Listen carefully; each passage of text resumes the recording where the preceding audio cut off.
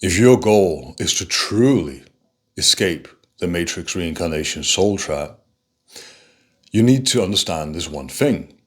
And I will not drag this video on to let you know what that thing is, because it is very simple. It is a recognition that what you are was never trapped in the first place. And so you see, when most people give you advice online pertaining to this very topic, they will instruct you to do things like visually turn around in space once you're out of body, turn away from the light realm, turn away from this love-bombing force, turn away from your loved ones, from these entities which may pose as your loved ones or anybody else, spiritual figures and whatnot, to resist the pull, to claim your sovereignty, to step into your creative force and create your own fantastical realm in the astral planes. To do all these sorts of things which still, at the very core of it, reinforce this notion or idea of being a particular someone. But as long as you take form in time and space, as long as you take form as a construct of some sort, you're still in the confines of the very system that you're trying to be free of. And so freedom doesn't come through the system. You can create your own fantastical paradise realm, and it may be glorious until it is not. Because one day you may become that very creator force, the demiurge that you so long to be free of. You may become the villain of your own creation. We cannot say that for sure, but what we can say with certainty is that all of experience exists in this polarity of a subject and an object. There's polarity, right? So when you take yourself to be a subject relating to an object or another subject, which is also an object to your perception, there's duality.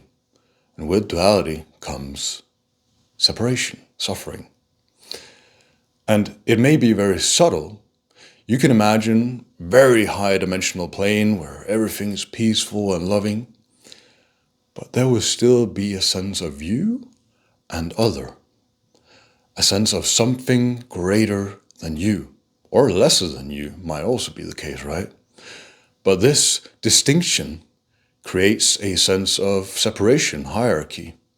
And when we look into afterlife reports of this common light realm that people go to most commonly, there's hierarchy, there's separation, there's a spirit guide, there's council members, there's some glowing orb beyond the council members even, that is even greater and higher beyond those.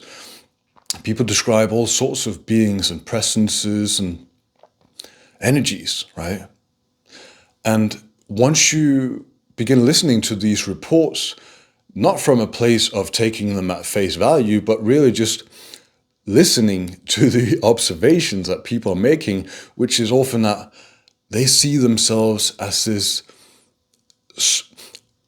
although very vast and possibly even infinite being in some sense, still limited, still differentiated, still separate from the other entities or beings in some way. There's a recognition that, yeah, we're all one. But it still doesn't erase the experienced separation in between. And so this is at the very core of this understanding, which is to recognize that what you are ultimately, not as some form, must carry the same essential nature, substance as the other, right? It is all the same. And to recognize this, you must first discern what experience appears in.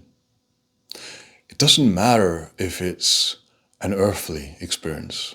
It doesn't matter if it's a heavenly 12th dimensional experience. It all appears in the awareness that you are. And that awareness doesn't come and go. That awareness itself doesn't take shape. The awareness that you are is intrinsically unaffected, imperturbable. It is unfazed by the content of experience. And it doesn't matter what sort of experience. It might be the most grandiose heavenly experience, might be the most hellish experience ever. It's all the same. And so the point is not to look for a particular flavor of experience, which so many people seem to do. They imagine that, yeah, I don't like this earthly place for X, Y, and Z reason. Granted, I agree with you.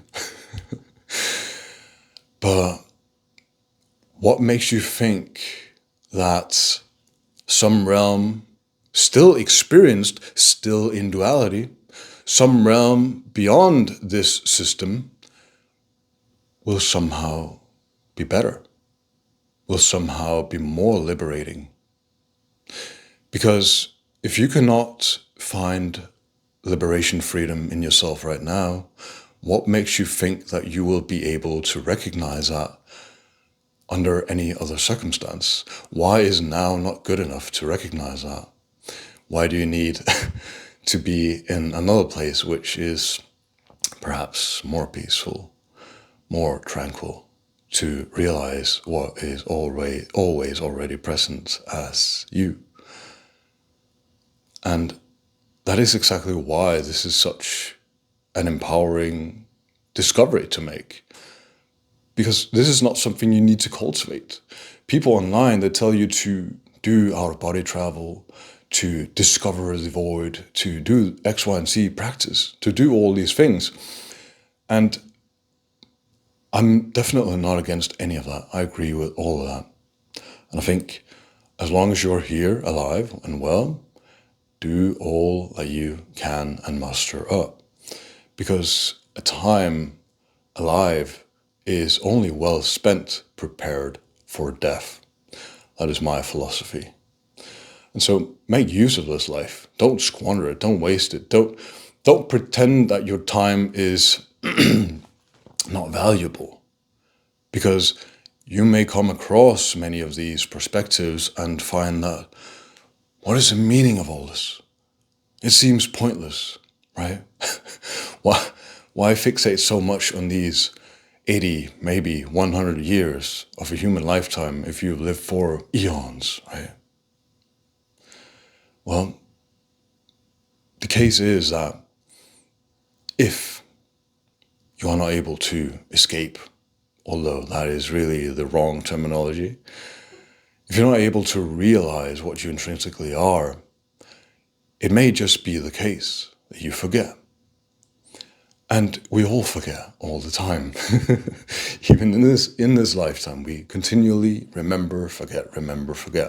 But to truly discover what you are, it's not something you ever truly forget, because it is always present. And so focus on that. Be persistent in that. That is the only true anchor point to know that you are. So I think that wraps up and concludes this video. Let me know down below if you're taking anything away from this video. And if not, maybe you have a recommendation for the next one. Take care. Bye.